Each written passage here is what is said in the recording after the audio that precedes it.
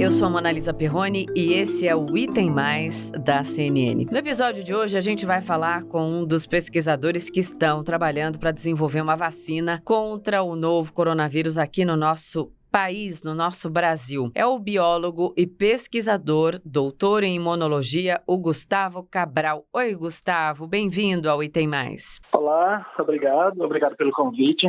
É um prazer compartilhar com vocês o que a gente está fazendo, o que a gente pode fazer ainda. Prazer é todo meu. Então, vamos começar do começo? Como é que você começou a trabalhar com o desenvolvimento de vacinas? Queria entender isso, a sua história, para a gente chegar especificamente nessa procura aí pela vacina contra o coronavírus. Então, eu comecei a trabalhar em Oxford, na Inglaterra. Assim que eu terminei meu doutorado aqui na USP, eu me mudei para a Inglaterra em 2014 para trabalhar com vacina. E a ideia era aprimorar, aprender, desenvolver novas tecnologias para aplicar em diversos alvos. E assim eu comecei a trabalhar com vacina para malária, depois para Zika vírus, e utilizando sempre umas plataformas chamadas VLP, né? Então, da tradução de inglês, são partículas semelhantes ao vírus, onde a gente monta estratégias para fazer com que o corpo reconheça aquelas partículas como estranhas e responda e desenvolva uma resposta imunológica. Isso faz com que a gente monte estratégias para desenvolver vacina para qualquer coisa, porque a gente estimula a resposta imunológica. A gente faz como se fosse um cavalo de Troia, uma coisa assim. Aí a gente inclui naquelas partículas fragmentos do que a gente quer, por exemplo, do coronavírus ou do Zika vírus, assim eu fiz, dos artigos publicados com o Zika vírus. Daí, assim, eu comecei em Oxford, fiquei por 3 anos e meio, aproximadamente 3 anos e meio na Inglaterra. Depois eu fui para a Suíça, trabalhei por 1 ano e meio, também com desenvolvimento de vacinas. Daí foi quando eu retornei para o Brasil em novembro do ano passado.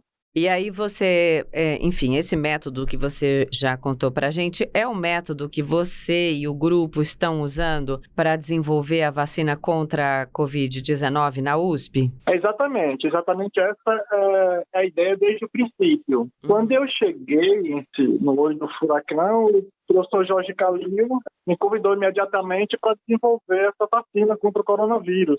A princípio, eu não tive muito interesse, porque a ideia era criar minha equipe aqui, meu grupo de trabalho, e eu tinha outros alvos, que era chikungunya e streptococcus. Na verdade, ainda são. Mas pela situação, não teve como falar não. Daí, pronto, eu tive que adaptar o projeto, montar estratégias para desenvolver essa vacina, levando em consideração que é um vírus novo, então a gente tem pouca informação, e aí foi o que a gente fez. Unimos essa expertise para desenvolver a vacina antes do coronavírus. Gustavo, e como é que estão as pesquisas? Eu queria tanto perguntar para quando chega essa vacina. Essa é a pergunta mais frequente e mais esperada. Justo. Eu acho que como cidadão eu também quero o mais rápido possível. Quero o resultado e vacina é facilmente uma das melhores estratégias para prevenção. Mas isso também é das melhores estratégias a longo prazo. A curto prazo é até arriscado a gente falar uma data, porque tem diversos fatores para que a gente possa ter uma vacina. O que é longo prazo? É daqui a 1 ano? Enfim, só daqui a 2 anos, Sim. Sendo muito otimista, dando tudo certo. Tá. Eu quero fazer uma pergunta técnica, mas eu não gostaria de receber uma resposta totalmente técnica, porque senão nem esta pessoa vai entender. Então, use toda essa sua cabeça maravilhosa, cheia de metáforas, para eu entender. Tá. A vacina desenvolvida nos Estados Unidos, que está sendo desenvolvida, tem método diferente? Ou ela é diferente? Basicamente, cada pessoa, cada grupo desenvolve uma estratégia que você acha mais pertinente. Tá? Então, assim, por exemplo, pode ser pertinente por questão de mercado, pode ser pertinente por questão de estrutura laboratorial, pode ser pertinente de acordo com os especialistas que estão naquela equipe. O que eles trabalham, basicamente, se for o mesmo grupo que você deve estar comentando, e muitas empresas envolvidas, eles trabalham com RNA mensageiro, que o que é basicamente eles colocam lá um pedaço do DNA que vai levar uma mensagem e vai fazer com que aquele pedaço lá de DNA, simplificadamente falando, produza uma proteína, e essa proteína o sistema imunológico reconhece e produz anticorpos ante essa proteína. Daí faz com que o corpo, na verdade, tenha anticorpos ante aquela proteína, aquele pedaço de proteína. Isso pode ser importante, é interessante, muito interessante, mas assim, a minha preocupação nesse caso é porque não tem vacina licenciada ainda usando essa técnica, licenciada para utilização em seres humanos. Então, por mais que seja importante por questões mercadológicas, tem outro fator também que, em meu caso, eu sou mais cuidadoso, que é, assim, inserir fragmentos genéticos. Nesse momento que a gente conhece muito pouco o vírus, eu sou daquele tipo de pesquisador que tenta aplicar todas as precauções possíveis, pensar todas as precauções possíveis, inclusive o fato da vacina não dar certo. Porque as pessoas sempre me perguntam, e o efeito colateral? Pois é, era a minha próxima pergunta, então já emenda, vai lá. Isso. O efeito colateral a gente precisa pensar muito o que pode acontecer no organismo, mas isso a gente faz testes para prevenir. Mas tem outro ponto aí. E se a vacina não funcionar? Você entende? Tipo, a gente pular etapas, por exemplo, utilizar in vitro e utilizar em seres humanos diretamente, pode levar, por exemplo, a gente expor a população a tomar uma vacina e ela não funcionar. Isso também é trágico, além de qualquer efeito colateral. Sem dúvida, sem dúvida. Entende? Então, por isso que eu tenho chamado bastante atenção para a gente fazer, olha, vamos seguir todos os rigores científicos, vamos fazer o desenho teórico que a nossa equipe é preparada para isso, vamos fazer experimentos in vitro, vamos fazer experimentos em modelos animais, vamos testar a toxicidade para saber se aquilo é tóxico ou não. Depois de todos esses resultados, a gente vai para seres humanos, porque a gente leva duas questões de extrema importância. A gente leva a eficiência. Olha, nós temos uma vacina que pode funcionar e a segurança de não ter toxicidade. Então, assim, de maneira simples, nós temos que seguir todos os rigores científicos para a gente ter o resultado aplicável, seguro, entende? Totalmente. Eu respeito todas as empresas, os cientistas, mas assim, eu sou mais precavido.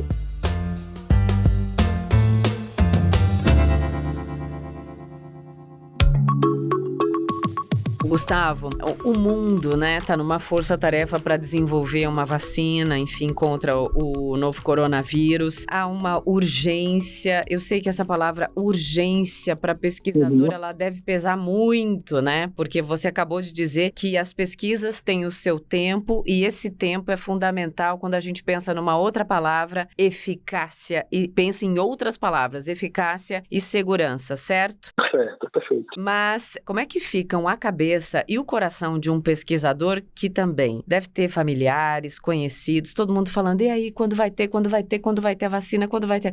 Como é que tá? Dá uma esperança. Isso também aflige quem está ali no laboratório pesquisando e doando a própria vida, né, em prol de uma causa que hoje é global. Demais, demais. Nossa cabeça vira um redemoinho, assim. Então, fala para mim como é que pesa. Mas eu acho que a gente está muito preparado para isso também. O bacana da experiência é que a gente se prepara não para uma situação como essa, porque eu jamais imaginei que um vírus poderia pegar todo mundo de surpresa e parar o mundo.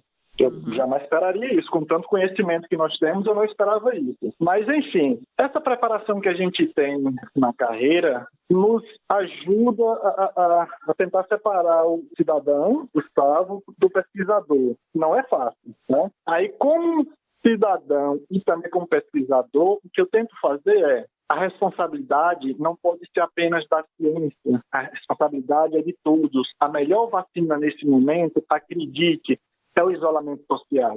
Você prevenir. E aí onde está? Todos devem participar. Todos. Sim. Porque se a gente achatar aquela bendita curva tão falada, a gente vai proporcionar que o sistema de saúde atenda a população. E aí, consequentemente, a fatalidade vai ser muito menor. Mas, claro, para a gente que está na linha de frente, é uma angústia enorme. Tem alguns sites que eu acompanho, assim, o número de infectados, de mortos, que eu acho que eu não vou olhar esses sites durante alguns anos, porque traumatiza, sabe? E quando você conta pra gente sobre a sua defesa em relação ao isolamento, isso, então, é científico, Gustavo? Total. Porque a discussão, ela tá até politizada, né? Ela tá com aspecto econômico, ela tá politizada, enfim. Por que como cientista, você defende, repete isso pra gente, por favor, o isolamento social? Por quê? Além do achatamento da curva, dá mais elementos, por favor. Tá, vamos lá. Uma forma bem simples. Eu gosto de azul, você gosta de verde. Acertou na mosca, eu adoro verde. Tá, perfeito. Então combinou certinho. Eu adoro azul, você adora verde. Isso é nossa opinião. Você pode achar o seu esposo, seu namorado, a sua namorada, o seu amigo mais interessante. A minha noiva, a minha mãe vai achar a mim. Isso é opinião, a gente tem que respeitar a opinião. Mas uma tese científica, ela não é feita por opiniões. Tem todo um estudo calculado, avaliado, busca os diversos profissionais para atuar em cada ponto para chegar a uma tese. Sim. Entende? Se tem estudos mostrando que se nós evitarmos aglomerações, consequentemente a gente vai evitar a dispersão do vírus e, consequentemente, a gente diminuindo a infecção, a gente vai diminuir a quantidade de mortes. Aqui no Brasil, você imagina, eu não vou falar exatamente o número, mas aproximadamente. Imagine que nós temos 10 mil infectados e 500 mortes.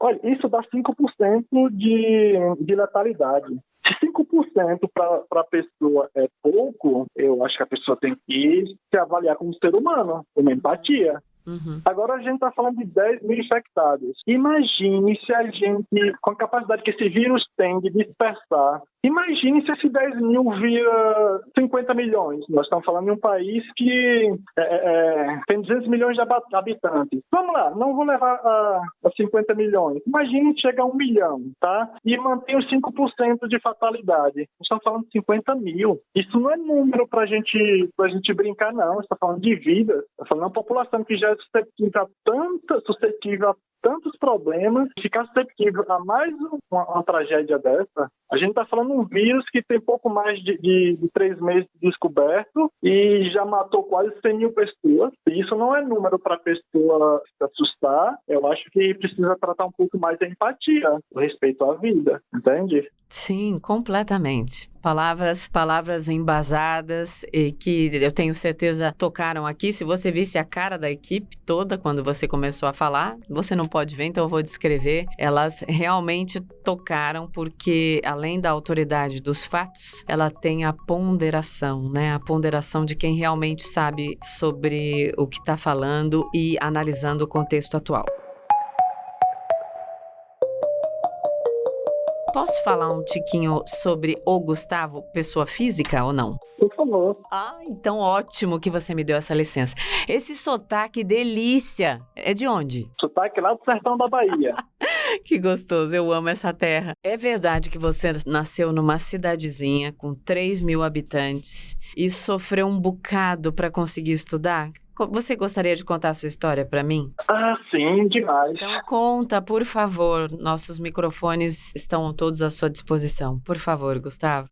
Então, eu nasci em Crenguinhém, né? Um povoado do município de Tucano, lá no sertão. E assim, acho que enquanto criança, eu na verdade não tinha muita noção dessa questão de estudar, da importância de estudar. A gente ouvia, ó, ir pra escola é bom, mas tipo assim, não tem uma educação que prepare a gente para aquilo, olha, a importância de mudar de vida através da educação. Uhum. Para mim, o importante era trabalhar.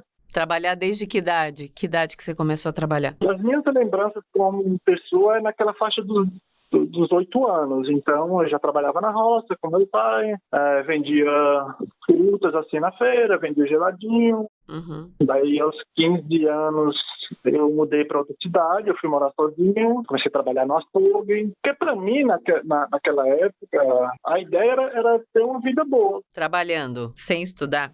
Trabalhando, sem estudar. Daí, aos 15 anos, 16 anos, eu tentava estudar, mas nunca concluía o ano letivo. Daí eu juntei um pouco de dinheiro e falei, eu não quero ficar... Eu usava essa expressão mesmo, eu não quero ser final a vida toda. E eu vi as pessoas que estudavam ter uma vida bacana, eu falei, eu me achava muito inteligente, eu me achava um não retado. Eu achava que era inteligente, era capaz de fazer tudo. Sim.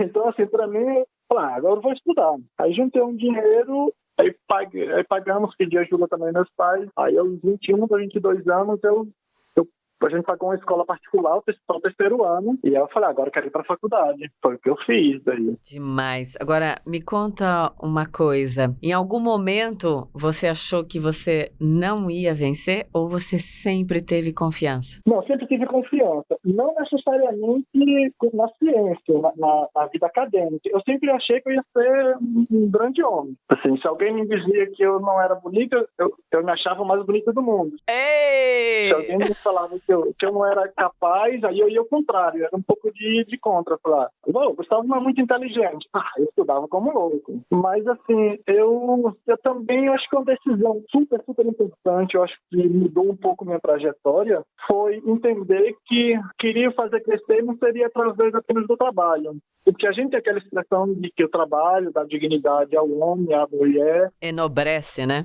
Enobrece justo, é lindo isso, mas para uma criança não. O lugar da criança é na escola. Daí foi o que eu fiz. Eu falei, não, eu não vou querer trabalhar a vida toda, não. Agora eu quero estudar. E quando eu cheguei na universidade, assim, eu sempre fui realista na minha condição financeira. Eu não tinha condições alguma de me manter apenas estudando.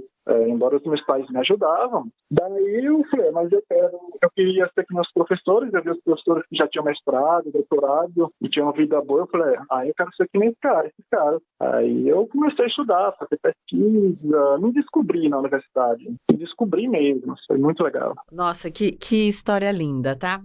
Tô botando na minha cabeça. Um dos nomes hoje que estão no centro das pesquisas para o desenvolvimento da vacina contra a Covid-19 no Brasil, nasceu numa cidadezinha no interior da Bahia, com 3.000 habitantes, começou a trabalhar pesado aos 8 anos de idade, aos 15 precisou parar por causa da carga toda, né? Só parar de estudar, só trabalhar, foi trabalhar em açougue, ficou 3 anos ralando, depois decidiu continuar estudando, só se formou no ensino médio, é isso? Com 21 anos? 22. 22 anos se formou no ensino médio e hoje é um dos principais cientistas brasileiros trabalhando no desenvolvimento da vacina contra a Covid-19 pela Universidade de São Paulo. Eu tô com orgulho de resumir a sua história. Obrigado.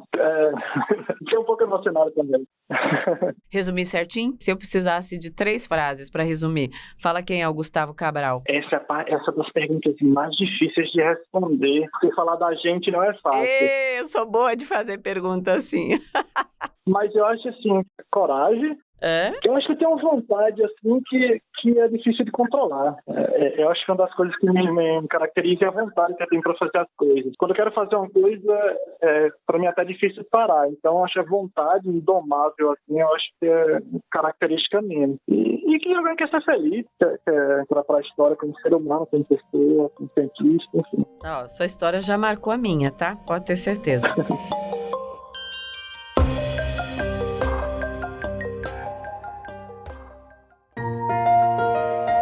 Eu quero terminar esse nosso papo, Gustavo, pedindo que você faça um relato muito real, como está sendo toda essa conversa, né, sobre a importância do financiamento de pesquisas no nosso país. Financiamento público, especialmente. Por favor. Tem umas coisas que são importantes para chamar a atenção. No Brasil, a gente depende quase exclusivamente, para fazer pesquisa, do poder público. Uhum. Tem um lado ruim, porque a gente não trabalha com tanto dinheiro, mas também tem um lado bom que nos dá segurança e não sofre tanto com a influência das indústrias. Sim. Tá? O que é importante entender, no Brasil, e aí eu te falo, não só no Brasil, mas com a experiência de morar na Inglaterra, Suíça, enfim, o que produz conhecimento são os centros de pesquisa, universidades. Então, se a gente quer obter conhecimento, a gente precisa disso. Empresas, elas fazem um produto. Tá?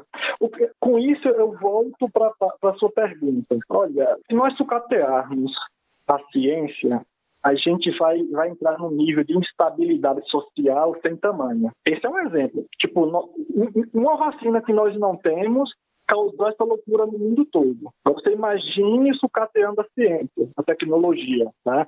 Outro fator, nós estamos falando aqui pelo celular, você está usando uma quantidade de tecnologia enorme aí para tentar levar à população todas essas informações. Qual tecnologia brasileira tem todo esse produto que nós estamos usando? Eu acho que não é tanto assim. Exato. Então também é econômica. Se nós produzimos conhecimento, se nós geramos informações que dão suporte para as próprias empresas nacionalmente produzir produtos com medicamento, vacina e toda a tecnologia envolvida, o investimento na economia vai ser muito maior, entende? A condição de vida vai ser muito melhor. A estabilidade social vai ser muito maior. Uhum. Então, quando alguém que está no nível mais alto de um cargo público vai e diz que o funcionário público é um parasita, ou que universidades estão envolvidas com drogas, sintetizando drogas, ou algo desse tipo, simplesmente fala para pessoas que estudaram a vida toda, que têm um nível intelectual altíssimo, vão falar, vou embora daqui. Eu vou embora porque as pessoas vão pensar assim, eu vou embora. Porque se o cargo mais alto disse que eu sou um parasita, que eu não valho, que eu não tenho valor à sociedade, eu vou embora. E para outros países, isso é a maravilha. Porque se imaginam Estados Unidos ou Japão, dando exemplo, pega um pesquisador que já está formado, já tem todo um nível intelectual altíssimo e leva para o país dele. Ele só vai ter lucro, só vai pagar o salário para aquela pessoa e não vai pagar no investimento em nada. Uhum. Então, se a gente imagina que uma sociedade que gera estabilidade social, econômica, enfim, nos diversos setores, investimentos, ciência, tecnologia, inovação, embora isso seja repetitivo, também é moderno. Pelo amor de Deus, a gente está perdendo tantas cabeças para o mundo, para outros países, e também a gente está perdendo tantas cabeças que nem evoluíram para servir ao país. Porque você imagina, olha, eu estou fazendo esse trabalho, mas se eu decido não estudar, se eu não tenho suporte, eu estava fazendo meu trabalho simples, honesto, mais simples. Uhum. Mas não, eu estou aqui estudando, estou aqui tentando proporcionar algo. Outra coisa, a mão de obra científica, a grande parte vem dos estudantes. Uhum. Financiado pela CAPES, CNPq, as fundações estaduais. Porque a gente tenta fazer algo bacana, a gente cria ideia, monta projetos, mas o Gustavo não tem condições de fazer tudo sozinho. E se eu não tenho bolsa para os estudantes, como é que esse projeto vai sair? Entende? Não tem como. O seu desabafo foi muito, mas muito assertivo. Eu só posso dizer para você muito obrigada por esse papo. Eu não vou desejar sorte, porque sorte você não precisa, você já tem. Eu vou desejar dias de trabalho com paz e que, enfim, toda essa vontade de vencer que você tem resulte em mais um sucesso, mas agora um sucesso para a humanidade, né? Exatamente. Que é a vacina. Muito obrigada por atender a minha, que é a equipe da CNN. Prazer enorme falar com você. Eu adoraria te conhecer tete a tete. Tô querendo te trazer um dia aqui na firma, depois que acabar essa loucura toda. Aceita? Aceito, claro. Vai ser um prazer. Ei! E parabenizar também a vocês, porque assim, a gente não tem a linguagem, muitas vezes a gente não tem a linguagem social, e o trabalho que a grande maioria dos jornalistas da imprensa está fazendo está sendo espetacular, porque está levando à sociedade opiniões especializadas, mais simples, acessíveis. Então, super parabéns, vai ser um prazer visitar vocês, você já sabe meu número, meu WhatsApp, quando quiser bater papo, pode ficar à vontade. Já vou te chamar em breve. Obrigada, Gustavo. Obrigado você também. Adorei sua história inspiradora.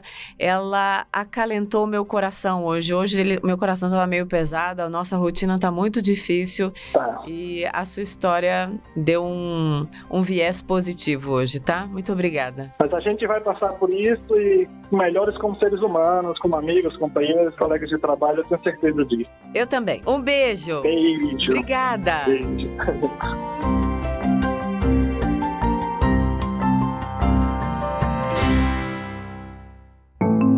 O Item Mais é produzido pela CNN Brasil. Você pode acompanhar todos os nossos podcasts pela sua plataforma de preferência e a gente tá em todas, hein? E dá para ouvir tudo isso também, claro, no nosso site. Acessa lá, cnnbrasil.com.br. A gente se vê amanhã. Não, a gente se ouve. Beijo.